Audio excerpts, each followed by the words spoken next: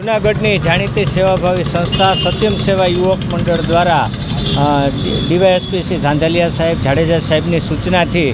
કે અત્યારે જૂનાગઢની અંદર કાળઝાળ ગરમી પડી રહી હોય 42-43 ડિગ્રી, ત્યારે પોલીસના જવાનો જે પોતાના પોઈન્ટ ઉપર લગભગ 15 પોઈન્ટ ઉપર પોતાની ફરજ બજાવે છે, ત્યારે અમારી સંસ્થાને જાણ કરતાં અમે જૂનાગઢમાં સાબલપુર, સક્કરબાગ, મજેવડી દરવાજા, રેલવે સ્ટેશન, વૈભવ, કાળવા ચોક, ઝાંઝેડા ચોકડી જેવા 15 વિસ્તાર જે પોઈન્ટો છે જેમાં ટ્રાફિક જવાનો પોતાની સેવાઓ આપી રહ્યા છે આવી ધોમધડકા તડકાની અંદર, ત્યારે અમારી સંસ્થા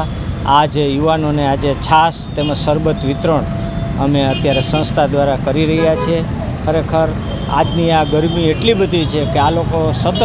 એક ધારા, અમે જ્યારે ટ્રાફિક જવાનો પાસે જઈએ છીએ તે 3-4 ગ્લાસ છાશ પીવે છે, શરબત પીવે છે, એટલે આ કાળઝાળ ગરમીની અંદર એને ઠંડારક મળે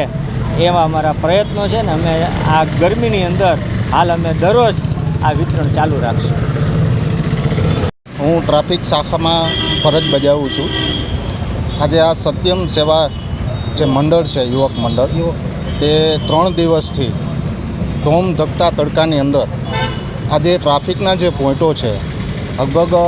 જૂનાગઢની અંદર 14-15 પોઈન્ટ છે। 14-15 પોઈન્ટની અંદર આજે છાશ પીવડાવે છે, શરબત પીવડાવે છે, તે સરાહનીય કામગીરી કહી શકાય।